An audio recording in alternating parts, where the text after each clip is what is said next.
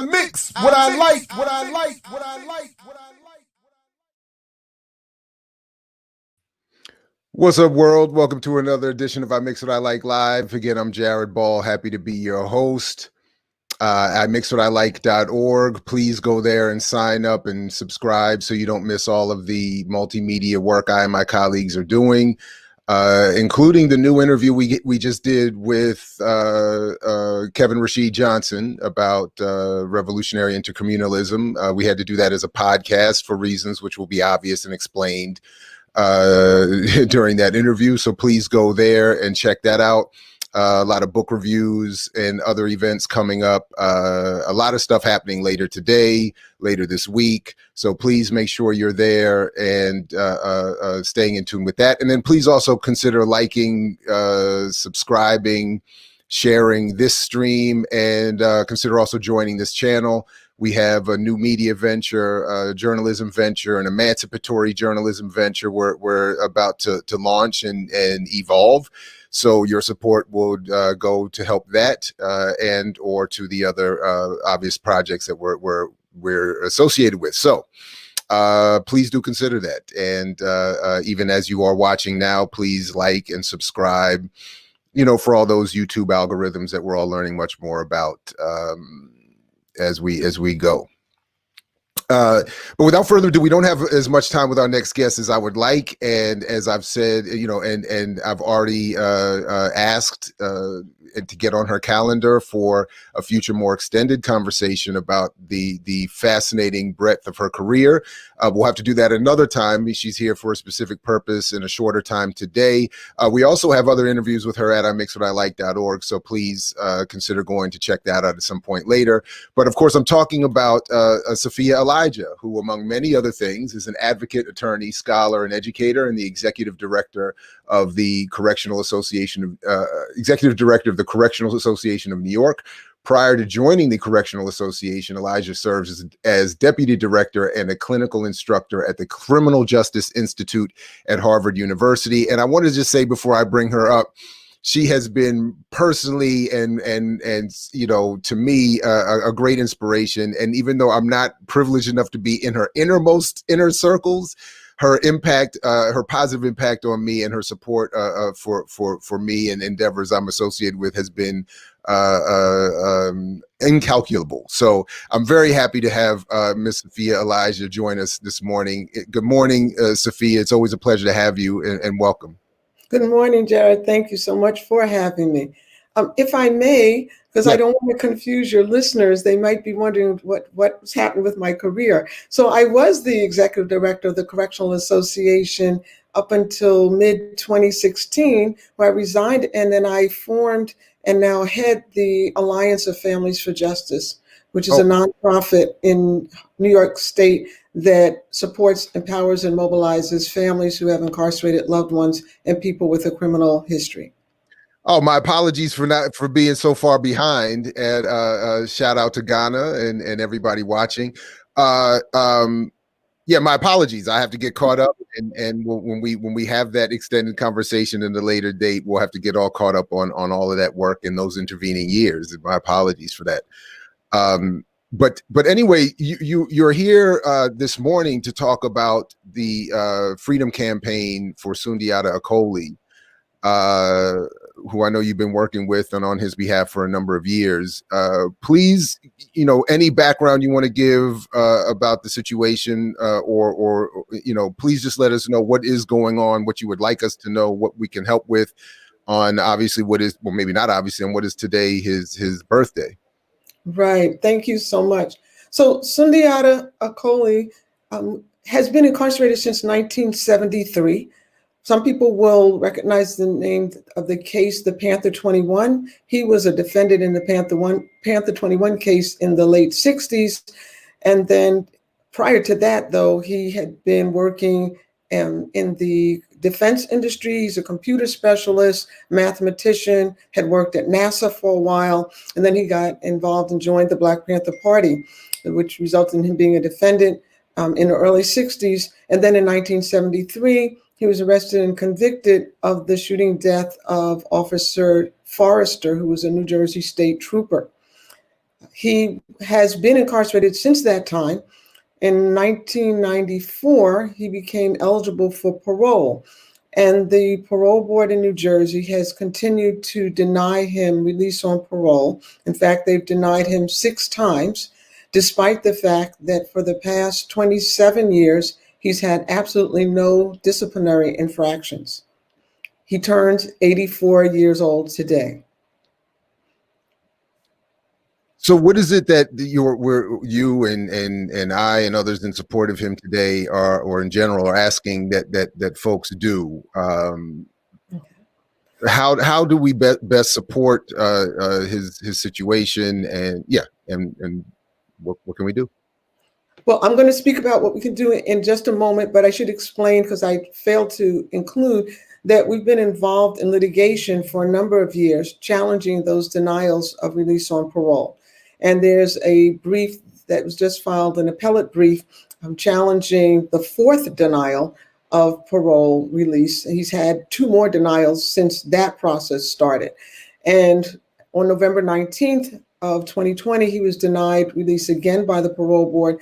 So at that point, we decided to build out a national campaign. And that is where we need support. We need support in elevating his plight, the fact that he's 84, the fact that he's been incarcerated for 47 years, the fact that in June of last year, he was hospitalized for COVID-19 and miraculously survived.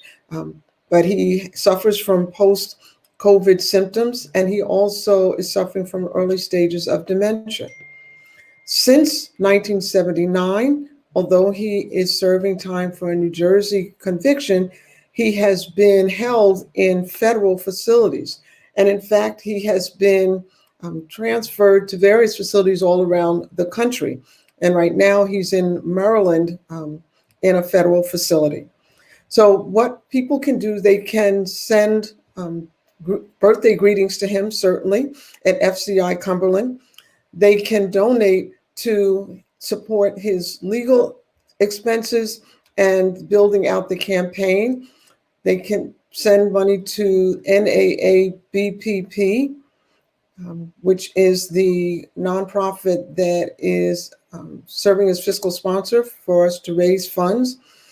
We are trying to get Governor Murphy of New Jersey to use his executive powers to release Sundiata.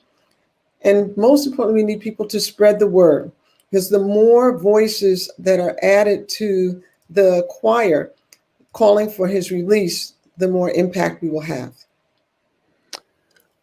I'm just curious, and we'll put all the links, if we don't have them in there already, in the description of this interview, and of course at imixwhatilike.org. I was just checking quickly to make sure, because we have the whole statement up. I want to make sure. I think we have all those links there, but I'll double check. Okay. But social media people should use, Jared, please. I'm sorry? People should use their social media platforms to elevate Sundiata's plight. I'm just curious, when these 6 denials, do they offer official explanation or anything as to why being denied, if there have been no infractions, and he, do they give any specific reasons? Do they just have to say no and that's it? So actually the parole board has given a reason, and it is the most ironic thing that one could imagine in a situation. The parole board has denied Sundiata repeatedly, saying that he is a risk to public safety and that he could recidivate. Now, what people should understand is, before the COVID-19 pandemic and the lockdown across the Bureau of Prisons facilities, Sundiata's job in the prison was to teach the course on how to avoid recidivism. And he'd been teaching that for a number of years.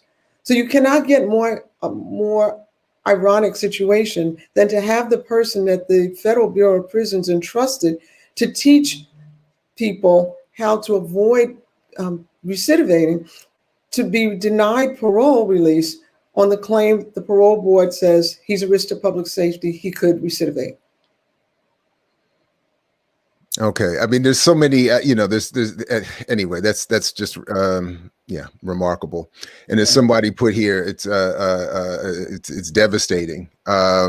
Anyway, I know we don't have a lot of time. You don't have a lot of time. That we wanted to be very focused on what we're doing here this morning. I just want to make sure before we move on, if there's anything else that I haven't asked you to explain or lay out that you need to lay out for us this morning. And again, I just want to, say to you again publicly while you're in front of me with us, I really appreciate all your work and very selfishly all the impact you've had on me. And I cannot wait until we can have you back for an extended discussion about really your whole career, because for anyone who has no idea or not enough of an idea, it is a remarkable career. And even I was missing the last 4 years, apparently. So, up until 2016 is where I got cut off, and apparently, so anyway. But is there anything else that you need to cover before we wrap up this morning? Certainly. So we're building out a national campaign. This birthday launch is the first of many activities that we will be spearheading over the course of the year. So if people want more information, they can email us at Sundiata Acoli, which is his whole name, Sundiata Acoli, FC for Freedom Campaign @gmail.com, and they can get more information. We welcome input from people, all who are interested in supporting his release, and we ask people to use all of their influence, their spiritual powers, their connections to support this campaign. And of course, please help us financially, because as you may well imagine, it's no small notion. We've been up and down in the New Jersey court several times with legal expenses. We have an excellent lawyer. His lead attorney is Bruce Afrin, and we want to make sure that we leave no stone unturned as far as getting this brother out of prison. Well, what I'll certainly do, whatever help we can offer this morning during the live streams this morning, or really just all day today, any donations that we get to the site or to this channel, or if people sign up as members or whatever, we will transfer for that amount to this campaign as well. And look to be as much support as possible. Absolutely. Thank you very much. And we're gathering amicus briefs in support of Sundiata's release as well.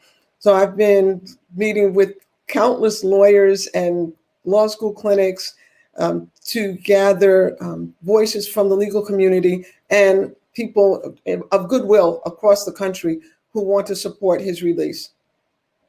All right. Again, please contact the email I have up on the screen if you can want to find more information and find ways to help, even beyond seeing this live stream live. If you see the replay later, please don't hesitate to follow up with the campaign, as even beyond today's birthday, there will be much support and work needed. So we will definitely want to help with that.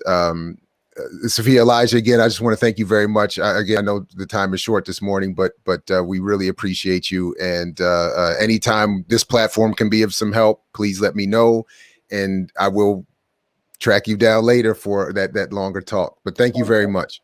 Thank you, Jared. Thank you. And thank you to your audience. Absolutely. All right, everybody. Again, I'm going to leave the email up here for a couple more minutes as we wrap up and say peace. And until later, to Mama Soffiyah Elijah. Really appreciate her taking the time to join us this morning.